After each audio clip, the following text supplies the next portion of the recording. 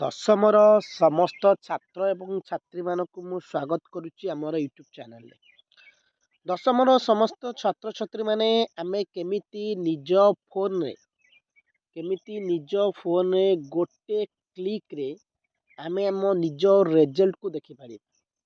ଦଶମର ଛାତ୍ରଛାତ୍ରୀମାନେ ଦିନ 10:30ରେ ଦଶମ ପିଲାଙ୍କର ରେଜଲ୍ଟ ଆଜି ପ୍ରକାଶ ପାଇବ।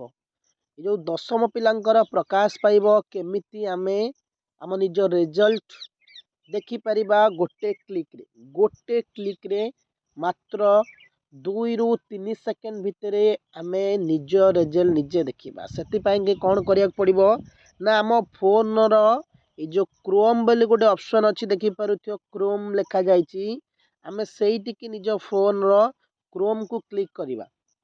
କ୍ଲିକ୍ କଲା ପରେ ଆମେ ଏଠି କ'ଣ କରିବା ନା ଏଠି ସର୍ଚ୍ଚ କରିବା। ଏଇ ଯେଉଁ ସର୍ଚ୍ଚ ବାର ଉପରେ କରିବା BSc ଓଡ଼ିଶା ରେଜଲ୍ଟ 2024 ସର୍ଚ୍ଚ କରିବା। BSc ଓଡ଼ିଶା ରେଜଲ୍ଟ 2024 ଓକେ, ଆମେ ଏତିକି ସର୍ଚ୍ଚ କରିଦେବା। ନହେଲେ bsc.odisha result.nic.in କଲେ ବି ଚଳିବ, କିନ୍ତୁ ଆମେ ଯେହେତୁ ଏଥିରେ ବି ରେଜଲ୍ଟ ସର୍ଚ୍ଚ କଲେ ପଳେଇ ଆସୁଛି, ତ ଆମେ ସର୍ଚ୍ଚ କରିବା। ସର୍ଚ୍ଚ କଲା ପରେ ତ କ'ଣ ନା ଏଇଭଳି ଗୋଟେ ମାନେ କ'ଣ ଫ୍ରଣ୍ଟ ପେଜ୍ ତୁମମାନଙ୍କୁ ଖୋଲିବ। ତ ତୁମେ ଆରି ଉପରେ କ୍ଲିକ୍ କରିବ। କ୍ଲିକ୍ କଲା ବେଳେ ଦେଖ ମାଧ୍ୟମିକ ଶିକ୍ଷା ପରିଷଦ ଓଡ଼ିଶା ନିଜ ଫୋନରେ କେମିତି ରେଜଲ୍ଟ ଦେଖୁଛ। ନିଜ ଫୋନରେ ରେଜଲ୍ଟ ଏଇଭଳି ଗୋଟେ ପେଜ୍ ଖୋଲିବ। ଏଇଭଳି ପେଜ୍ ଖୋଲିଲା ପରେ ଟିକେ ଏଇ ଲାଟେଷ୍ଟ ଅପଡ଼େଟ୍, ଏଇ ଯେଉଁ ଲେଖାଯାଇଛି ଲାଟେଷ୍ଟ ଅପଡ଼େଟ୍, ଆରି କତିକି ଆସିବ। ଏଇଠି ଲେଖିଥିବ ରେଜଲ୍ଟ ବାହାରିଲା ପରେ 2024 ରେଜଲ୍ଟ, ଯେମିତି 2023ର ଲେଖିଛି ଦେଖିପାରୁଥିବ ପିଲାମାନେ। ଏଇଠି ଲେଖିଛି 2023 ରେଜଲ୍ଟ, ସେମିତି ଉପରେ ଲେଖିଥିବ 2024 ରେଜଲ୍ଟ ଯେତେବେଳେ ପ୍ରକାଶ ପାଇବ। ତ ଆମେ ଆରି ଉପରେ କ୍ଲିକ୍ କଲା ପରେ ଆମର ଏଇଭଳି ଗୋଟେ ଅପସନ୍ ପଳେଇ ଆସୁଛି।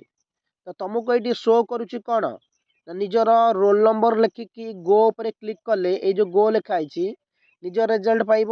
ନହେଲେ ନିଜର ନେମ୍ ଲେଖିକି ଏଇ ଗୋ ଉପରେ କ୍ଲିକ୍ କଲେ ନିଜ ରେଜଲ୍ଟ ପାଇବ।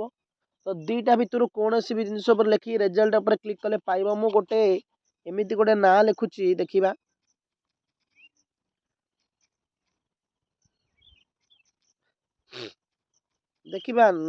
କ'ଣ ବାହାରୁଛି ନା ନାହିଁ। ଗୋଟେ ଆନୁମାନିକ ନେମ୍ ଲେଖି ଗୋ ଉପରେ କ୍ଲିକ୍ କରିବା। ତ ପିଲାମାନେ କ'ଣ ହେଉଛି ନା ଏ ରେଜଲ୍ଟଟା ଶରତ କୁମାର ସ୍ୱାଇଁ ନାଁରେ ବୋଧେ କେହି ନାହାନ୍ତି। ବଟ୍ ଆମେ ଯଦି ଏଠି ବୁଝିବାକୁ ଚେଷ୍ଟା କର ପିଲାମାନେ ରୋଲ୍ ନମ୍ବରଟି ଲେଖିକି ଦେବା, ତାହେଲେ ଆମେ ଆମର ରୋଲ୍ ନମ୍ବର ଲେଖିଲେ ରେଜଲ୍ଟଟା ପାଇଯିବା। ତ ଆରି ଉପରେ ନିଜର ରେଜଲ୍ଟ ବାହାରିଲା ପରେ ଏଣ୍ଟର ରୋଲ୍ ନମ୍ବର ଲେଖିପାରିବ, ନହେଲେ ଏଣ୍ଟର ନେମ୍ ଲେଖିକି ଗୋ ଉପରେ କ୍ଲିକ୍ କଲେ ତା ଭିତରୁ ଗୋଟେ ଲେଖିକି ଗ୍ରୋ ଉପରେ କ୍ଲିକ୍ କଲେ ତୁମେ ନିଜ ରେଜଲ୍ଟ ନିଜେ ମାତ୍ର ଗୋଟେ କ୍ଲିକ୍ରେ ପାଇବ। ଯଦି ରେଜଲ୍ଟ ବାହାରିଲା ବେଳେ ଏ ୱେବସାଇଟ୍ ହ୍ୟାଙ୍ଗ ହେଉଛି କି ଖୋଲୁ ନାହିଁ, ଆଉ ଗୋଟେ ୱେବସାଇଟ୍ କହିଦେଉଛି indiaresult.com 2024। indiaresult.com 2024 ଟିକେ ଫାର୍ଷ୍ଟ ପେଜ୍ ଛାଡ଼ିବ, ସେକେଣ୍ଡ ପେଜ୍କୁ ଆସିବ। ଏଇଠି ଦେଖ ଲେଖାଯାଇଛି ତୁମେ ଓଡ଼ିଶା। ଯଦି ଏଠି କ୍ଲିକ୍ ନ କରିପାରୁଛ ଓଡ଼ିଶା ଉପରେ କି ନାହିଁ ଜାଣି ହେଉନି, ତାହେଲେ କିଛି ନାହିଁ, ପ୍ରଥମ ପେଜ୍ ଉପରେ କ୍ଲିକ୍ କରିବ। ପ୍ରଥମ ପେଜ୍ ଓପନ୍ ହେଲା ପରେ ଏଇଠି ଦେଖ ଲେଖିଦେଇଛି council of higher secondary education Odisha, board of secondary education Odisha. ଆମେ ବୋର୍ଡ଼, ଯେହେତୁ ଦଶମ ଛାତ୍ର, ଆମେ ବୋର୍ଡ଼ ଅଫ୍ ସେକେଣ୍ଡାରୀ ଓଡ଼ିଶା ଉପରେ କ୍ଲିକ୍ କରିବା। ଯେତେବେଳେ କ୍ଲିକ୍ କରିବା ଏଇଭଳି ଗୋଟେ ପେଜ୍ ଓପନ୍ ହେଇଯିବ। ତ ଆମର ଏଠି ଦେଖିବା 10th ଓଡ଼ିଶା 12th ଆସୁଛି, ଓଡ଼ିଶା 12th ରେଜଲ୍ଟ। ତ 10th ରେଜଲ୍ଟ ଏଠି ଶୋ କରୁନାହିଁ, କାହିଁକି ନା ଯେହେତୁ ବାହାରି ନାହିଁ ତ ସେଠି ଶୋ କରୁନାହିଁ।